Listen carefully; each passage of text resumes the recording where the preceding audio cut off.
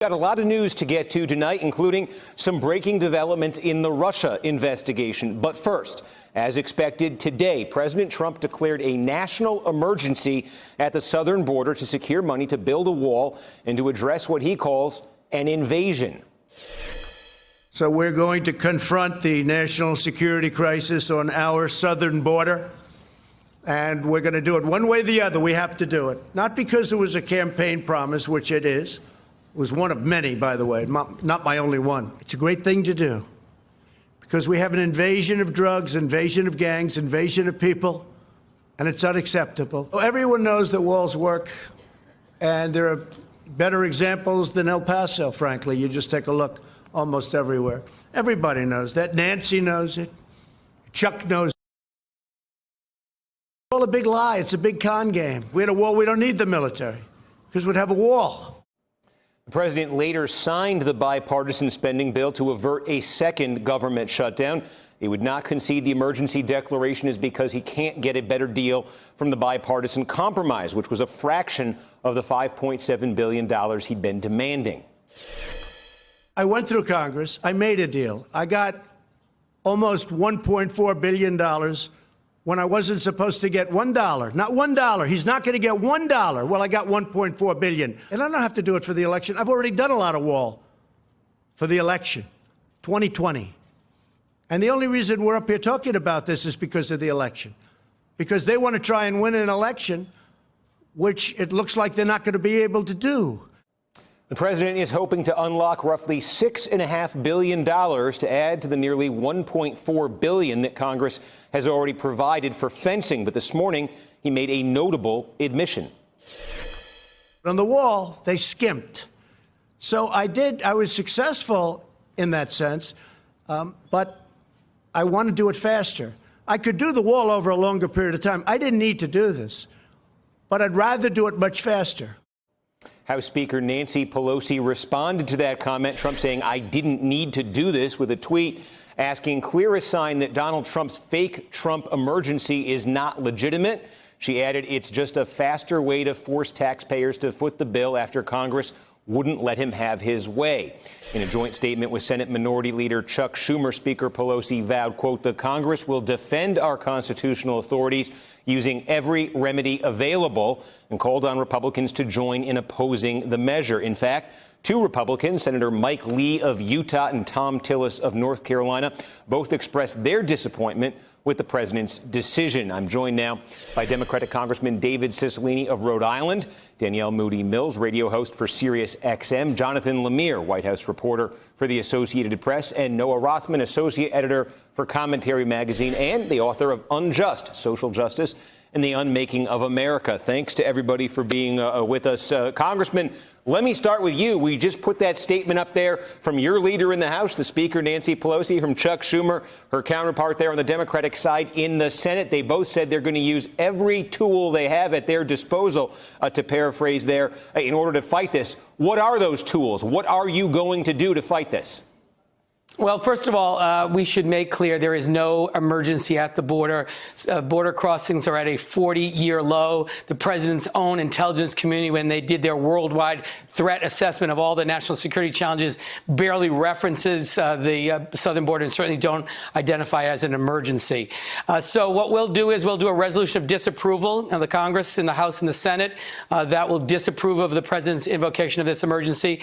If that is then passed and vetoed by the president, then there will be a legal challenge. But look, this is the president attempting to circumvent the will of the American people through Congress. We have the power to make appropriations.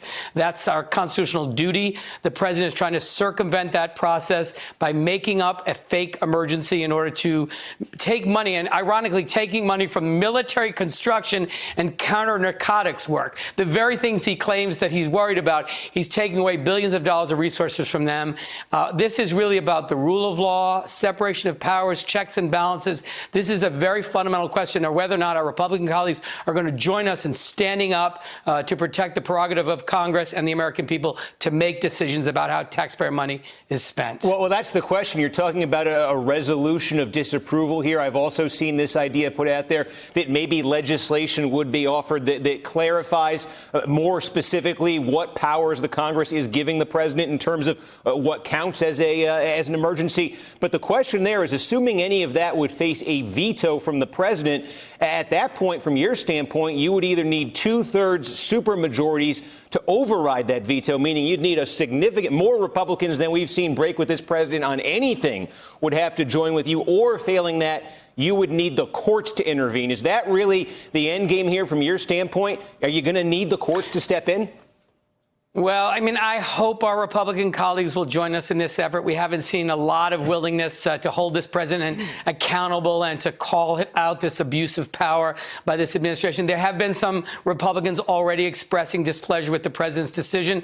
Whether we would have enough to sustain a veto is unclear, but I think it is likely to end up in the courts, and we will fully litigate this to protect the prerogative of Congress to make this decision and make sure that this president doesn't think he's an imperial king that just gets to deliver edicts and circumvent the Constitution, circumvent the checks and balances and the rule of law in this country. Noah, speaking of that question, then, of how this is playing on the Republican side, Mitch McConnell, Senate Majority Leader, he's going to back the president on this. We have Mike Lee there saying he wants to revisit these powers. Tom Tillis, potentially. I think Lamar Alexander. How much breakage, how much slippage do you think Trump will have there on the Republican side? Is it only going to be a handful, or is there a chance it grows to anything more than that? There were a lot of Republicans who expressed displeasure with the president's move. Mitch McConnell is a very good shepherd of his conference. I suspect that there won't be very much breakage, but that's extremely frustrating. I think that just about everybody, including the president, wants this to end up in courts. I don't think they want to go through the motions of expropriating property along the border, of having to defend the efficacy of a physical barrier in the event that it actually gets built. I think everybody wants to outsource their powers, their constitutional prerogatives to the judiciary, and it's an extraordinarily damning set of conditions here. The Madisonian scheme is falling apart. No longer is Congress a jealous steward of its own authority. No longer does the executive branch, assuming the powers and consulting with Congress, it's demonstrating contempt for Congress's verdict on this measure. So this is, all in all, it's not going to resolve itself in a way that's satisfactory. What you're kind of getting at there was what I think that the cynical sort of forecast for this was all along, John, and it was, okay, they're going to be at an impasse here. Trump's going to have to reopen the government at some point. It's going to basically be on the Democrats' terms because they see no political incentive to fold. And so, therefore, Trump will reopen the government, and then he will do this executive action. He'll declare this emergency. Some court will strike it down, and he'll be able to say to his base, to his folks, hey, I fought on this. Are you getting any indication from the White House that is what basically is going on here? People close to the president believe that the most important thing here is not the wall, but the fight for the wall. That's exactly right. I mean, this has sort of been telegraphed for a while. This is where we were going to end up. I mean, certainly the argument can be made that the White House have really botched the first couple of years of their term when the Republicans held the House. They could have done much more in terms of obtaining funding for the wall. They are now left with a Democratic House that didn't want to give much of anything. So the president, you heard him today, he tried to spin it like, well, I got $1 billion or so. That's something, and we'll figure out the rest for national emergency or using other executive powers.